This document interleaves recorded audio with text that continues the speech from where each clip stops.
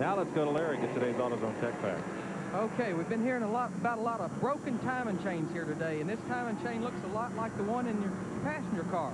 I talked to Robert Yates, who built a lot of the 9-to-1 engines on this Busch series, and he feels like one thing that's doing this is possibly the engine builders of the 9-to-1 maybe are pressing the envelope just a little too much with engine timing. Now, one thing that the GM teams have perfected, the Ford teams are still working on, is the belt drive that replaces the chain that will just let the entire valve train of the engine just run a lot smoother. Yeah, that's a good point, Larry. We run the belt drive and have for quite some time.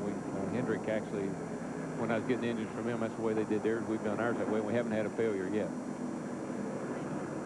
102 laps to go as we work this caution period, and yeah, baby, it's cold outside.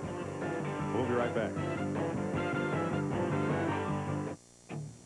The Frisco 250 on TNN is brought to you by Napa.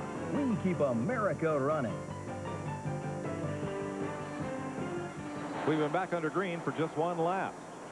Dennis Setzer's at the front of the parade. Mike Wallace in second. Jason Keller, the 57, in third. The 35 was right there. That's Doug Heveron, but they did not stop, and so do not have fresh tires. For the lead, Mike Wallace going after Dennis Setzer and taking the lead. That red, white, and blue car down on the inside. It's good to see that kid run good, because he had some good runs at the end of last year. And, yep. Here he is right up in the middle of the things today. Yeah, that's Jason Keller. He sat on the pole 2 or 3 times last year. He's been very, very fast, but this is good to see him run this well this late in the race. Holds the track record here. And right behind him, here's the battle for third. Johnny Benson lifted number 74 inside Setzer. Dennis Setzer was just flying a while ago. He seems to not have a handle on it right at the moment, though. He's not running like he was before. You see Kenny Wallace going by him on the inside with little effort at all. I don't know how many times they've changed tires. You know, they went in at one time and just fueled. They may be saving a bunch of tires for the end of this thing. That could well be. The NASCAR allowed the teams 2 sets of tires to use to put on the car during caution periods during the race. You can change as many as you want under green, but only 2 full sets under caution. Use them as you choose. We just had a report that Dennis Setzer has no tires left. 1 set left, pardon me. I thought if he didn't have any left, somebody stole them. Really? I think you're right. My math ain't real good, but I know how many times he changed tires. All right. So he's changed once and has a set left, so he's going to drift back in the pack a bit for now. But if he gets a chance to put another set on, the car should be good to go. The car on the move right now, Chad Little, the 23 car you see right here, he's moved himself right back into the top 5, and I tell you, he's really got a good handle on the car. Yeah, but give a call to the man right behind him, Randy Porter, in that red number 48 car. Hadn't run a lap here, hadn't been in a race car in about 6 months. He's in 6th place in that red car. Wow. Them boys from Greenville, South Carolina drive anything. I can tell you that right now. It's a good driver. Yeah. Yep, there's Chad Little chasing Kenny Wallace. Mike Wallace at the front of that pack in the front of this race at 157 laps. Here comes Benson to the inside. He took a look at Jason Keller, said, not quite enough room, though. Nope. Well, you heard him say Benson's car just a skosh tight there when he made his pit stop, but he thought it was going to be okay, and it looks like he was right. Benson comes up, drops low. Looks at Keller. That move right there, Mike, is what makes this place here real tricky. You can, about the start-finish line or just a little pass here, dive to the inside, and you take that guy on the outside line away, and you just about got to let the guy on the inside go. But if he doesn't, it gets real interesting. Yes. There's how Mike Wallace's day has gone so far at the bottom of your screen. And here's Kenny coming up for 3rd place. Little brother. He won here last September. Chad comes right along with him. He's now moved into 4th place, so he's on the go. The odds were pretty long this morning about Chad Little completing the trifecta and winning the season's first 3 races, but those odds are getting shorter. You got that right. He's looking mighty good today. Look at this crew. Now, that's what it's all about. When the crew has that much momentum before it goes right into the pit stops and everything else, they believe in their driver, Johnny Benson. He's in 2nd place. But Kenny Wallace is looking all over the back of that car. Kenny's got I think probably got about the best car right now. I think he's probably managing it a little bit better, too. Johnny Benson running in 2nd place. Last year's Rookie of the Year. Johnny, is it easier coming to these tracks this 2nd time around? I don't know if I say easier. You know, we're just getting a chance now to look in some different areas to make our team better, the cars better, me better. I mean, that's the areas we're working at. Is, you know, the team's great, the cars have been pretty good, and it's just, you know, now getting myself to, you know, get that little extra edge that we've been looking for last year. But that's going to come with experience. He's gaining a lot of it right now.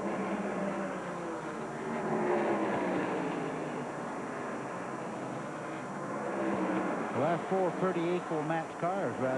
As we look at Mike Wallace leading this group, nobody's able to really establish dominance in this race right now. It's just good, hard-nosed, short-track racing. Yeah, that's 3 Fords and a Chevrolet. Chevrolet runs the second. Parity's pretty equal here in Busch race. Almost a big moment. Oh, man, Chad Little just about went to the farm on that move. Jason Keller didn't have anywhere to go except into Chad Little. Greg Clark, who's already been in 2 spins today, getting a bit impatient. 3 wide around Steve Boley, and fortunately that time there was room for everybody. Jason Keller don't want to give up that 4th spot. Well, Chad's going to take it on the high side. And look right behind him. Here comes Randy Porter in that red 48 car. He is a threat. Yeah, that's a great run for him. Yes. Nothing on the quarter panel, but a lot under the hood on that 48 car, and he's driving the car very well. He's not being impatient and doing foolish things. This car is as fast as anything out there. Porter ran 3rd at Atlanta last spring, and he's up in the top 7 spots here. I wonder if that 48 car is, what was that guy's name who used to work for Firestone? Gene Petty? That Skinner set on the pole at Charlotte in the Busch race there last time. I'd like to know whose car that is. No, it's a family car. Eddie Porter owns it. Eddie. And a fellow named Scott Griffith is the crew chief.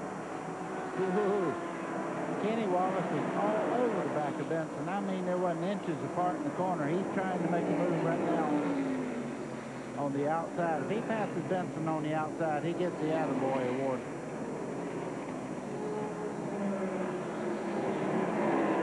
Like to be a sandwich out there with 2 brothers like that. You have been, as a matter of fact. Why did I ask that? Chad Little off the no. off the pace. Tire? He just kind of shot up the racetrack there in turn 4. I think he's got more than a tire problem. And you answer your question, but it only got 1 brother, and I'm glad of it. That racing with me. Got another brother at home, Bobby, but only one I race with. Boy, Chad is still up there. We are still green. He's trying to let traffic get past so he can get back down to the bottom. The last driver to win 3 in a row was Harry Gant in 1991. The all-time record, Sam Ard in 1983 won 4 Busch races in a row. Chad Little will not win his 3rd straight today. That's too bad. He was doing a great job. You know, he had spun here on the front straightaway early on, and now he's got some, I think, engine problems. Here comes Benson on the inside, trying to get under Wallace, going down into turn 1.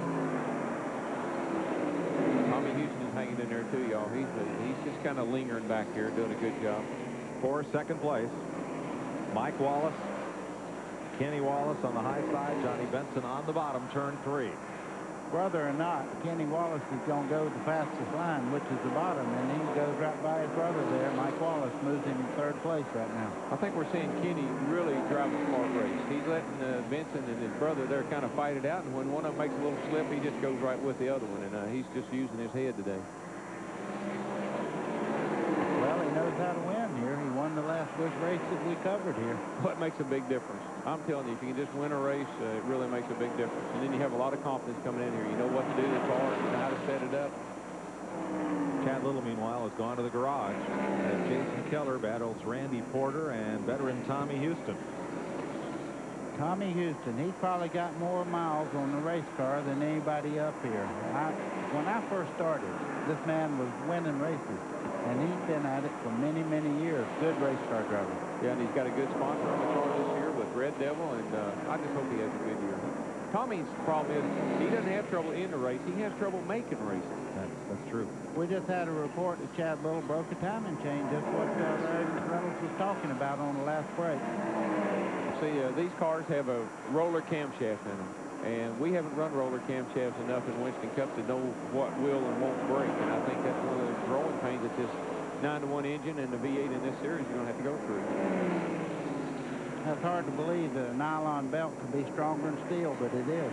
Well, it's one of those clog belts like we run the oil pumps off of, and they got enough give in them, they don't break. Yeah, Gilmer belt, they call it. It's got square-edged teeth around the inside of the belt. Keep everything in alignment and turning right. So Johnny Benson is now up front. Kenny Wallace in second. Mike Wallace now third. Jason Keller fourth. And Tommy Houston has moved up to fifth. Outdoor power equipment with qualities you can depend on in steel territory, bringing you these pictures from overhead Richmond International Raceway. We're sorry we can't bring you in-car cameras today because the low cloud ceiling won't allow the helicopter that relays those pictures to get up high enough in the air. So here is a look at your leader, Johnny Benson. Kenny Wallace tacked right on to him as they lap the cars of Bowley and Clark. Darrell, that was very impressive getting in the corner there. Benson got in as good as he could. Kenny went in a little bit wide and made up ground on the outside, so he's got a very strong car. Well, you can see Kenny's going to the outside again, and the outside of the racetrack is fast today. As we talked about earlier, just don't have the debris and all up there like you normally would have. We have all the practice and qualifying. It's pretty clean today. Two lead cars, third place of battle as they lap past Kurt Shelmerdine. Chris Bonnie is stepping it up nicely right now. He's taking third. Behind these two. Now they move up on John Tanner.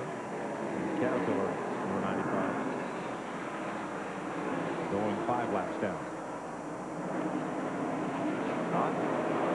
It's hard to tell what Kenny's doing here. He drops back, maybe cools his tires just a bit, and then he makes another run at Benson. I think he's going to have everything perfect when he does make his move on Benson to make that pass. I think the crew's telling him, Betty, Kenny, we still got 50, 65 laps to go here. Don't use up your tires. Nope. Here's Larry. Okay, we're with Chad Little.